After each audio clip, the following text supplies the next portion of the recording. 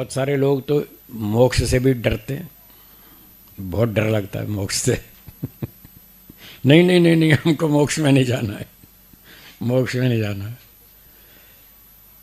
जनता की तो बात क्या, बड़े बड़े प्रवक्ता तक बेचारे भ्रांति में। अच्छे अच्छे प्रवक्ता मंच पर बैठकर बोलते हैं मैं मोक्ष में नहीं जाना चाहता, मैं बार बार जन्म लेकर संसार का उपकार करना चाहता हूँ। शायद आपने ये वाक्य सुना हो, सुना है ना। बहुत सारे वक्ता ऐसा बोलते हैं, और ये झूठ है, ये बिल्कुल गलत कि मैं बार बार उपकार करना चाहता हूँ जन्म लेकर और मोक्ष में नहीं जाना चाहता, ये बिल्कुल झूठ है।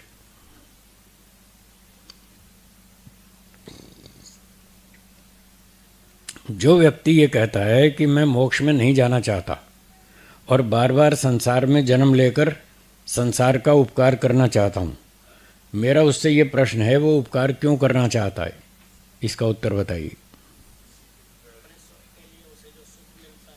उपकार इसलिए करना चाहता है, हाँ, उपकार इसलिए करना चाहता है कि इससे उसको सुख मिलता है। तो मोक्ष में कांटे चुभते हैं क्या? मोक्ष में सुख नहीं मिलता है। तो फिर अपनी बात का विरोध कर रहा है। मोक्ष में क्या मिलता है? सुख मिलता है। और परोपकार करने से क्या मिलता है? सुख मिलता है। तो परोपकार करना मोक्ष में सहायक है, बाधक कहाँ है?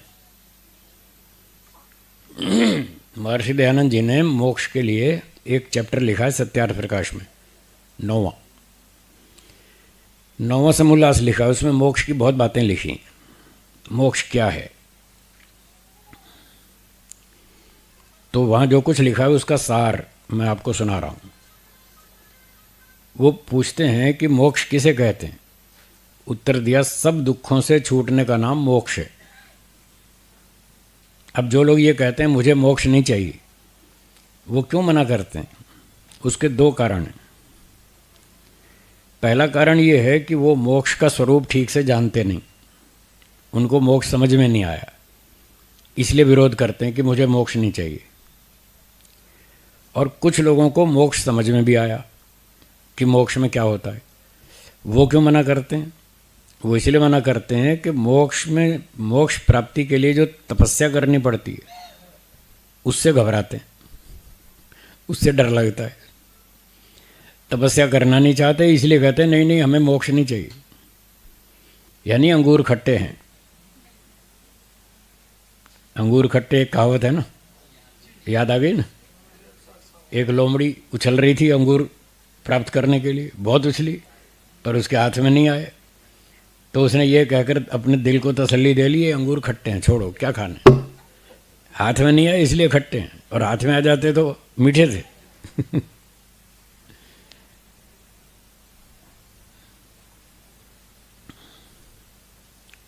महर्षि दयानंद जी कहते हैं ऐसा कोई व्यक्ति संसार में हो नहीं सकता जो मोक्ष न चाहता हो। मनुष्य को तो छोड़ो, कुत्ते गधे भी मोक्ष चाहते हैं। आप कहते हैं मैं मोक्ष नहीं चाहता। कुत्ते गधे चींटी मक्खी मच्छर सब मोक्ष चाहते हैं। कैसे चाहते हैं इसको समझ लीजिए।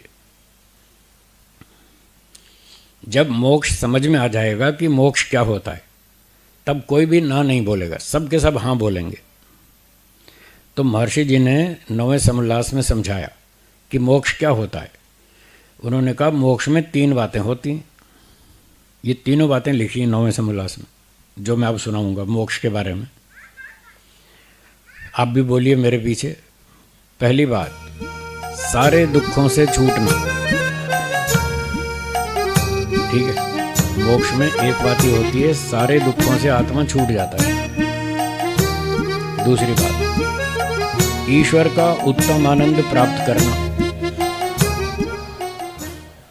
तीसरी बात, पूरे ब्रह्मांड की सैर करना। ये 3 बातें होती हैं मोक्ष में। ये तीनों लिखी हैं 9वें समोल्लास में। अब मेरा प्रश्न है, आप उत्तर बताएं। क्या आप सारे दुखों से छूटना चाहते हैं? हाँ। क्या आप ईश्वर का उत्तम आनंद प्राप्त करना चाहते हैं? हाँ, क्या आप पूरे ब्रह्मांड की सैर करना चाहते हैं? अब बोलो किसने ना बोला? एक ने भी ना नहीं बोला, सब ने हाँ बोला। तो वो वक्ता झूठ बोलता है ना कि मुझे मोक्ष नहीं चाहिए। तो ऐसी बहुत सारी गलतियां हैं, बहुत सारी भ्रांतियां हैं लोगों को। खुद भ्रांति में दूसरों को भ्रांति में डालते हैं, खुद भटके हुए हैं दूसरों को भटकाते हैं। ऐसे वक्ताओं से सावधान रहें। आप किसी काम को नहीं कर सकते, आपकी योग्यता कम है, रुचि कम है, शक्ति कम है, सामर्थ्य कम है, तो कम से कम सच तो बोलो, झूठ तो मत बोलो। अगर मैं किसी काम को नहीं कर सकता तो कम से कम मुझे इतना तो कहना चाहिए, ये काम तो अच्छा है, मैं कमज़ोर हूँ, मैं नहीं कर पा रहा हूँ, पर आप में से जो कर सकता हो वो ज़रूर करे। इतना सच तो बोलो, इंसानियत का इतना तो पालन तो करो।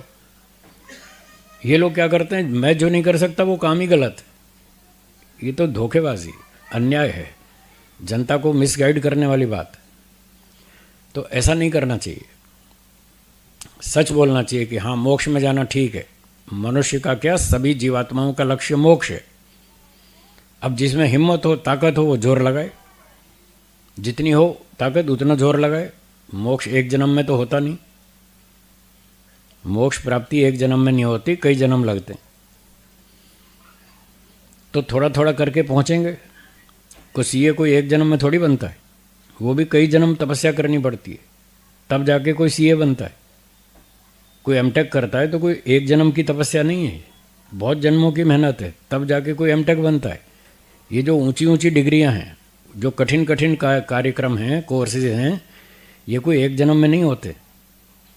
जब ये सांसारिक ऊंची ऊंची डिग्रियां प्राप्त करने में कई जन्म लगते हैं, तो मोक्ष तो बहुत ऊंची डिग्री है, सबसे ऊंची डिग्री है, इसमें भी कई जन्म लगेंगे। तो ऋषि लोग क्या कहते हैं, सत्य बोलो, झूठ मत बोलो। आप नहीं कर सकते तो ये कहो कम से कम कि मैं कमज़ोर हूँ, मैं नहीं कर पा रहा हूँ, पर मैं करूँगा। सही तो यही है, सत्य यही है, यही सबको करना चाहिए। आप भी मेहनत करें, मैं भी करूँगा, धीरे धीरे हम पहुँच जाएंगे, इस तरह से बोलना चाहिए। तो ये कहना गलत है कि मैं मोक्ष में नहीं जाना चाहता। बिल्कुल जाना चाहते हैं, सब जाना चाहते हैं। तो मोक्ष में जाने से लोग क्यों डर रहे हैं? क्योंकि उनको घर परिवार संपत्ति मोह माया छोड़नी पड़ेगी, और उसको वो छोड़ना नहीं चाहते, इसलिए कहते हैं।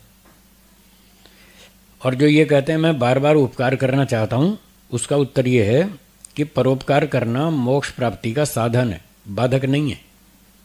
इसी 9वें समुल्लास में मोक्ष प्राप्ति के उपाय बताए, सत्यार्थ प्रकाश के 9वें समुल्लास में, और उन उपायों में परोपकार करना भी लिखा है। मोक्ष प्राप्ति के साधनों में ये लिखा है परोपकार करो। अब परोपकार कर रहे हैं यानी मोक्ष प्राप्ति के लिए तो प्रयास कर रहे हैं, और फिर कह रहे हैं मुझे मोक्ष नहीं चाहिए। ये तो विरोधाभास है। हाँ, इतनी बात तो है कि परोपकार करना चाहिए, हर चीज़ की सीमा होती है, सीमा का ध्यान जरूर रखना चाहिए। जितनी आपकी क्षमता है, जितनी योग्यता है, उस सीमा तक परोपकार भी करें, और शास्त्रों का अध्ययन भी करें, और ईश्वर की उपासना भी करें। तीनों काम करने पड़ेंगे। मोक्ष प्राप्ति के 3 उपाय सत्यार्थ प्रकाश के 9वें समुल्लास में पहले पृष्ठ पर लिखे। बोलिए, शुद्ध ज्ञान, शुद्ध कर्म, शुद्ध उपासना। महर्षि दयानंद जी ने लिखा है इन 3 साधनों से मोक्ष होता है। अपने ज्ञान को शुद्ध करो, अपने कर्म को शुद्ध करो, उपासना को शुद्ध करो, तो आपका मोक्ष हो जाएगा। तो ये जो परोपकार है ये शुद्ध कर्म के अंतर्गत आता है, इसलिए साधन है, करना पड़ेगा।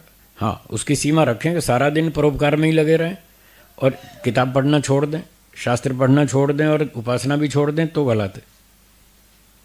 तो तीनों का समन्वय करके चलना होगा। तो शास्त्रों का अध्ययन भी करें, और परोपकार भी करें, और उपासना भी करें।